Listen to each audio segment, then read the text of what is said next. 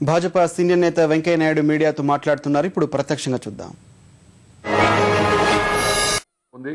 ఈ ఆర్డినెన్స్ పై సంతకం చేయవద్దని, ఎందుకంటే ఇది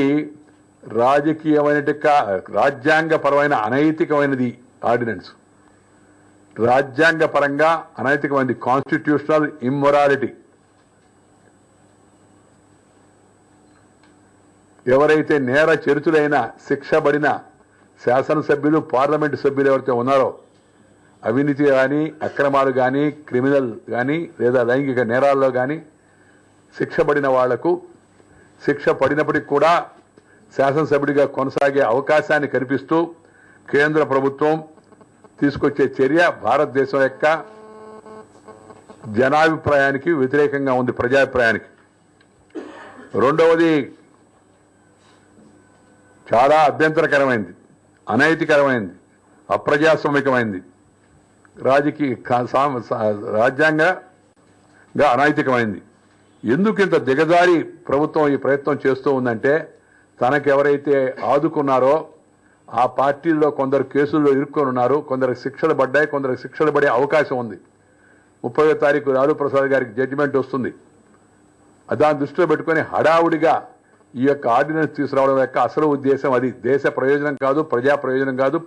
ప్రజాభిప్రాయం అంతా కూడా ఇలాంటి నేర చరిత్రలను రాజకీయాల నుంచి వెలివేయాలి, ప్రజా జీవనం నుంచి అని ప్రజలు కోరుతూ ఉంటే, దానికి సుప్రీంకోర్టు తీర్పు ఇచ్చిన తర్వాత, ఆ సుప్రీంకోర్టు తీర్పు ఇలాంటి వాళ్ళకి అవకాశం కల్పించకూడదు, వాళ్ళు అనర్హులు అవుతారని సుప్రీంకోర్టు తీర్పు ఇచ్చిన తర్వాత, ఆ తీర్పుపై పునరాలోచన చేయమని సుప్రీంకోర్టుకు వెళితే, సుప్రీంకోర్టు దాన్ని నిరాకరించిన తర్వాత ఈ విషయం పైన లోతుగా చర్చించాల్సిన పరిస్థితి ఉండగా చర్చించకుండా, పార్లమెంట్లో ఆమోదం పొందకుండా ప్రభుత్వము దొడ్డిదారిన ఆర్డినెన్స్ తీసుకురావడం తాత్కాలిక రాజకీయ సంకుచిత ప్రయోజనాలను కాపాడుకోవడం కోసం మాత్రమే విషయాన్ని దేశ ప్రజలు గమనించాల్సిన అవసరం ఎంతో ఉందని మేము భావిస్తూ ఉన్నాం.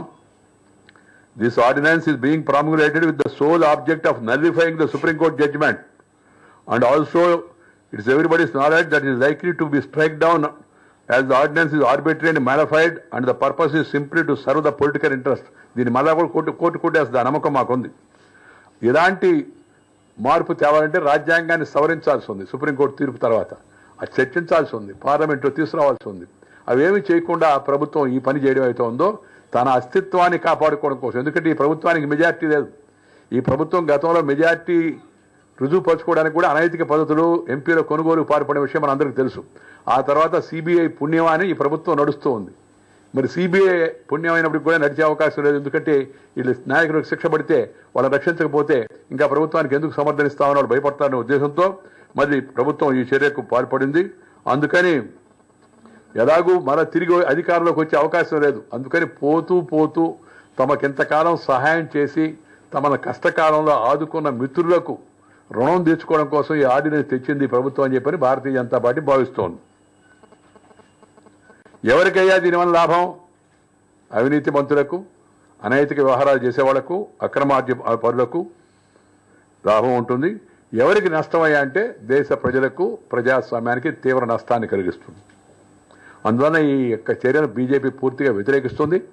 రాష్ట్రపతి గారిని కోరుతూ ఉన్నాం, ఈ అనైతిక రాజ్యాంగ వ్యతిరేక చర్యకు ఆమోద ముద్ర తెలపవద్దు, ముఖ్యంగా సుప్రీంకోర్టు ఇచ్చిన తీర్పు నేపథ్యంలో అని భారతీయ జనతా పార్టీ రాష్ట్రపతిని కోరుతోంది.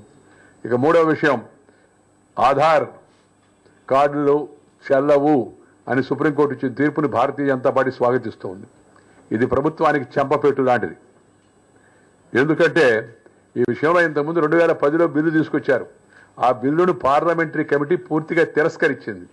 ఈ బిల్లు అసమగ్రంగా ఉంది, బిల్లులో ఉండే నిబంధనలు ఏమాత్రం సరైనవి కాదు, దేశ హితం దృష్ట్యా దీన్ని పూర్తిగా రూపాంతరం చెందే విధంగా మార్పులు తీసుకురండి, ఆ తర్వాత తీసుకురండి పార్లమెంట్కి అని చెప్తే ఆ పని చేయకుండా ప్రభుత్వం ఎగ్జిక్యూటివ్ ఆర్డర్ ద్వారా ఈ ఆధార్ కార్డులను ఎన్నికల ముందు తాము ఆధార్ కార్డు ఇచ్చామని, ఆ ఆధారంతో తాము గట్టెక్కుదామని చెప్పి అనుకుని ప్రభుత్వం స్వప్రయోజనాల కోసం ఈ ఆధార్ కార్డు ప్రక్రియను చేపట్టింది.